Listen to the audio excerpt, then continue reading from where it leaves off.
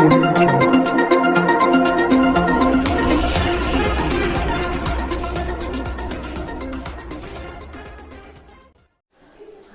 दोस्तों, मैं बापी बनर्जी अपने सहयोगी बिरजी सिलाही अंसारी के साथ आसनसोल टाइम्स में आपका स्वागत करते हैं। जैसा कि हम सब जानते हैं कि इन दिनों दुनिया के एक छोर यानी कि यूक्रेन में ज़बरदस्त जंग छिड़ी हुई है और उस जंग के बारे में हम सब जानते हैं कि किस तरह से वहाँ तबाही का मंज़र देखा जा रहा है।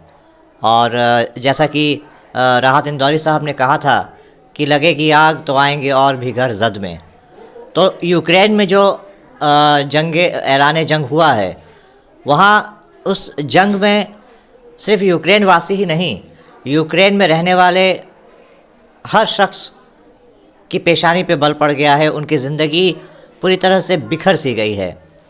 इनमें बड़ी संख्या में भारतीय नागरिक भी हैं, भारतीय बच्चे बच्चियां भी हैं जो वहाँ अपना मुस्तकबिल संवारने के लिए मेडिकल की पढ़ाई करने गए थे।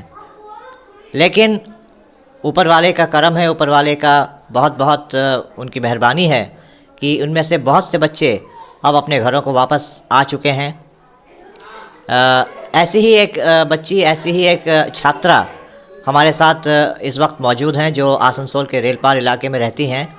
ये वहाँ पढ़ाई करने गई थी 2021 में और इस वक्त तो वहाँ पे सेकेंड ईयर की छात्रा थी। हम उन्हीं से जानेंगे कि कैसा तजुर्बा रहा पिछले चंद दिनों का। आसनसोल टाइम्स में आपका स्वागत है। सबसे पहले तो अपना नाम बताइए। सालिहिन साजिद। आप यूक्रेन कब गई थी? पिछले ईयर अप्रैल 2021। आप वहाँ पे मेडिकल की पढ़ाई कर रही थी। आप यूक्रेन में कहाँ पढ़ाई कर रही थी आप? खार्किव में, खार्किव नेशनल मेडिकल यूनिवर्सिटी। जब आप यूक्रेन गई वहाँ पे तो आपके मन में तो बहुत से सपने रहे होंगे कि हम किस तरह से अपनी पढ़ाई पूरी करेंगे, फिर मेडिकल की पढ़ाई पूरी करने के बाद हिंदुस्तान लौटेंगे। लेकिन अचानक पिछले कुछ दिनों में वहाँ पे जो सूरत हाल में बदलाव आया, उसके बारे में तफसील से हमारे दर्शकों को कुछ बताइए। ऐसा टेंशन को महसूस करना is such a heart warming for everyone. They don't know they what to do where again, because we are just hoping that everything will get sort out as soon as possible. नहीं तो जब आप वहाँ पे थी और जब आपको पता चला पहली बार जब कि हाँ अब जंग छिड़ने वाली है या छिड़ चुकी है, तो सबसे पहला जो रिएक्शन आप लोगों के मन में आया या आप लोगों ने क्या किया कि अपने आप को बचाने के लिए क्या किया या कहाँ, क्या मतलब आप लोगों का पहला रिएक्शन क्या था? जैसे ही वॉर स्टार्ट हुआ खार्किव एरिया में, हम लोग सबको एक नोटिफिकेशन आ गया था बंकर में जाने के लिए और मेट्रो स्टेशन में। सब कोई मेट्रो स्टेशन के अंदर चले गए थे। वहाँ पे एक दिन पूरा रात रहना पड़ा। उसके बाद नेक्स्ट डे सुबह में घर गया। जब सिचुएशन थोड़ा सा साइलेंट हुआ, फिर आधे घंटे के बाद फिर से वापस आना पड़ा मेट्रो स्टेशन पे। फिर ऐसे ही इसी पे यही प्रोसेस कंटिन्यू चलता रहा 4 दिन तक। जब पहली बार आप लोग बंकर में गई वो किस दिन था? 24। अच्छा, बंकर में आपने कहा कि बंकर में जाना आना लगा रह रहा था, तो फिर आप लोगों ने डिसाइड कब किया कि अब हिंदुस्तान लौटना है? जब सिचुएशन और ज़्यादा होने लगे, कंटिन्यूसली बॉम्बिंग का आवाज़ आना स्टार्ट होने लगा, तब 27 को हम लोग ने खार्किव से निकलने का सोचा। आपके साथ और कितने छात्र थे? 25। ये सभी मेडिकल की पढ़ाई कर रहे थे? जी। अच्छा, आप एक बात और बताइए कि आप लोगों ने कहा कि 27 को आप लोगों ने डिसाइड किया कि अब वहाँ से निकलना है, तो निकलने का जो ये था स्ट्रगल था, उस स्ट्रगल के बारे में कुछ बताइए कि कैसे निकली, कहाँ तक क्या हुआ, और यहाँ पे जो भारतीय एम्बेसी है उसकी क्या भूमिका रही? वहाँ से निकलना तो काफ़ी स्ट्रगल करके निकलना पड़ा।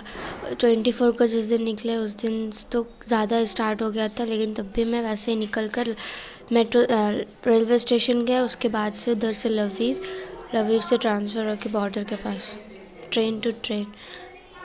और यहाँ पे आप लोगों के पास कोई एडवाइज़री आई थी क्या भारतीय एम्बेसी की तरफ से? हाँ, बॉर्डर के पास मिली थी। नहीं, बॉर्डर के पास मिले थे, लेकिन बॉर्डर तक भारतीय एम्बेसी का क्या रोल रहा? कुछ भी रोल नहीं था, खुद से ही आना पड़ा। They were not receiving our call, nothing they were doing. तो अपने अपने अपने जहाँ पे आप लोग रह रही थी खारकीव में, वहाँ से रेलवे स्टेशन तक आप लोगों ने सफ़र कैसे तय किया? पैदल 10 किलोमीटर अकेले चलना पड़ा सबके साथ। ऊपर से बॉम्बिंग पास हो रही थी, अकेले चल के रेलवे स्टेशन तक जाना पड़ा। जब आप लोग बॉर्डर पे आ गई उसके बाद कैसे आप लोग, कहाँ क्या हुआ उसके बाद की स्थिति ज़रा बताइए। बॉर्डर के पास इंडियन एम्बेसी, जैसे ही बॉर्डर क्रॉस किया वहाँ पे ढेर सारे इंडियन एम्बेसी थे। उन लोग ने खाना वाना सब प्रोवाइड किया, शेल्टर मिला। फिर हम लोग को ट्रांसपोर्टेशन से होटल तक लेकर गए, फिर होटल से एयरपोर्ट तक। From there they were helping us. जैसा कि आपने कहा कि ये सेकंड ईयर था, आपकी पढ़ाई का ये सेकंड ईयर था, तो जाहिर सी बात है अब यूक्रेन में अभी जो सूरत हाल है वहाँ पे लौटना थोड़ा मुश्किल है। अभी लौट पाएंगी कि नहीं ये भी तो भविष्य के गर्भ में है। अपने पढ़ाई को लेकर अब आप क्या सोच रही हैं आगे? उम्मीद तो यही है कि वहाँ पे सब चीज़ सही हो जाए, वही कॉलेज पे जाना है फिर से। अब हम बात करेंगे इस ब्रेव छात्रा के पिता से। सर, आपका नाम? मेरा नाम मोहम्मद साजिद अख्तर।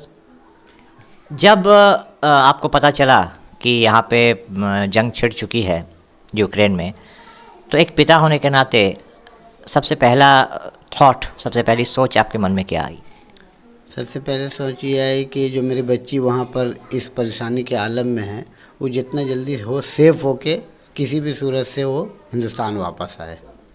तो जो जितने दिन तक वो लौट के नहीं आ पाई थी तब तक आप लोग कांटेक्ट में थे? हमेशा कांटेक्ट में थे और बहुत बेचैनी के आलम में थे। पता नहीं कब क्या हो जाए, क्या खबर मिल जाए, लेकिन हमेशा कांटेक्ट में थे बच्ची से। आपने कहा कि जैसे कि इन्होंने कहा कि ये वहाँ पे मेडिकल की पढ़ाई करने गई थी, तो यूक्रेन को ही आप लोगों ने क्यों चुना था मेडिकल की पढ़ाई के लिए? कई एक वजह है, उसमें सबसे पहली वजह यह है कि इंडिया में जो मेडिकल की जो पढ़ाई है उन देशों, विदेश के कुछ देशों के बनिस्बत बहुत महंगा है।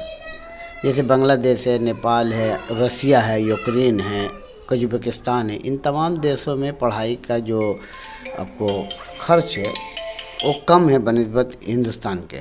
एक दूसरी बात है कि उन तमाम देशों, खासकर बिलखुसूस यूक्रेन का जो यूनिवर्सिटी, जिस यूनिवर्सिटी को हमने चॉइस किया उसका पूरे दुनिया में जो स्टैंडर्ड मेयार बहुत आला है, इसलिए उसका चॉइस किया।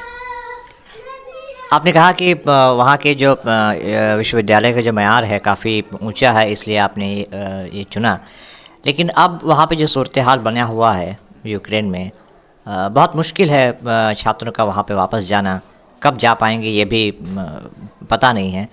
तो अब आप अपनी बच्ची की पढ़ाई के लिए, उसके मुस्तकबिल के लिए क्या सोच रहे हैं?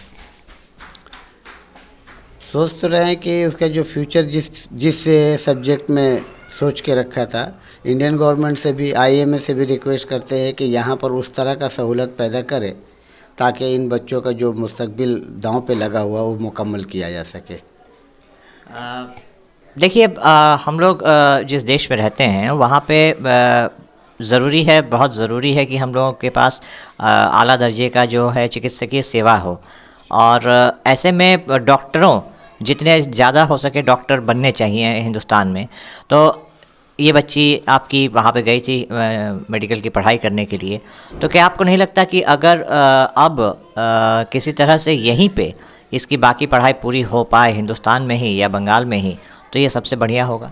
बहुत अच्छा होगा। इसके तो हम शुरू से कोशिश में लगे हैं कि इस तरह का अगर सहूलत मिलता है तो बच्ची के लिए और तमाम हिंदुस्तानियों के लिए बहुत अच्छा बेहतर काम होगा ये, अगर इस तरह का सहूलत मिल जाता है तो।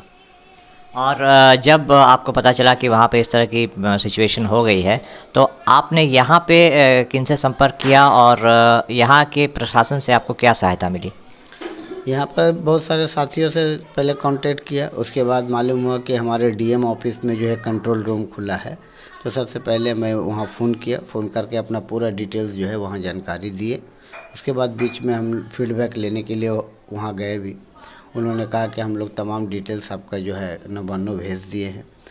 फिर उसके बाद मैं अपने डिप्टी मेयर वसीमुल हक साहब को घर पे बुलाया, वो बेचारे आए, उनको बताया कि दादा से जो है बात करके इस काम को थोड़ा सा आगे बढ़ाएं। और किनसे बात करके?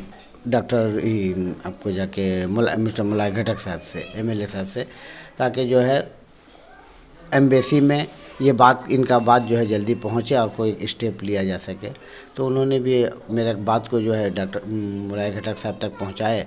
उन्होंने भी अपने तौर पर कुछ कोशिश किए होंगे, लेकिन हमको कोई फीडबैक वहाँ से नहीं मिला। लेकिन आपकी बच्ची आज आपके साथ है, तो यानी कि आप संतुष्ट हैं कि प्रशासन की तरफ से जो भी कार्रवाई की गई होगी आप संतुष्ट हैं? बेशक जो भी कार्रवाई की होगी संतुष्ट हैं। इस दरमियान में हमसे आसनसोल साउथ के एमएलए अग्निमित्र पाल भी कांटेक्ट की।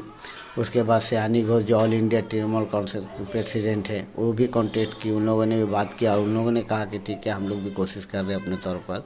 तो इन लोगों की तरफ से कुछ ना कुछ जाने अनजाने में भी जो है हमको सहायता मिलता ही रहा है। जो जैसा कि आपने सुना कि इनका कहना है कि काफ़ी कश्मकश में थे, काफ़ी परेशानी में थे, चिंता में थे, और जाहिर सी बात है लेकिन अब जबकि इनकी बेटी इनके साथ इनके घर वापस आ गई है तो ये काफ़ी खुश हैं, संतुष्ट हैं। लेकिन अब इनकी चिंता है इनके मुस्तकबिल को लेके, इनकी पढ़ाई को लेके कि ये कैसे कंप्लीट होगा। जाने से पहले हम आपसे एक और सवाल पूछना चाहते हैं, आखिरी सवाल। हम जानते हैं कि आप बहुत ही थकी हुई हैं, ज़्यादा परेशान आपको नहीं करेंगे। आपने युद्ध को काफ़ी नज़दीक से देखा है, हम लोगों ने तो बस टीवी पे देखा, लेकिन आप लोगों उस तजुर्बे को जिया है। आप संदेश क्या देना चाहेंगी, अगर संभव हो कि आपका ये मैसेज जो अभी युद्ध में शामिल है उन लोगों तक पहुँचे, तो आप क्या संदेश देना चाहेंगी उन लोगों को? घबराने का नहीं है, be brave, be mentally prepare. जी हाँ, इससे बढ़िया मैसेज और कुछ नहीं हो सकता है कि चाहे हालात कुछ भी हों, हमें अपने अपने जज्बे को ऊंचा रखना चाहिए और इंतज़ार करना चाहिए, और हमेशा अपने दिमाग में एक बात को चस्पा कर लेनी चाहिए कि ये वक्त भी गुज़र जाएगा। मैं बापी बनर्जी अपने सहयोगी बिरजी सिलाही अंसारी के साथ आपसे लेते हैं इजाज़त। नमस्कार।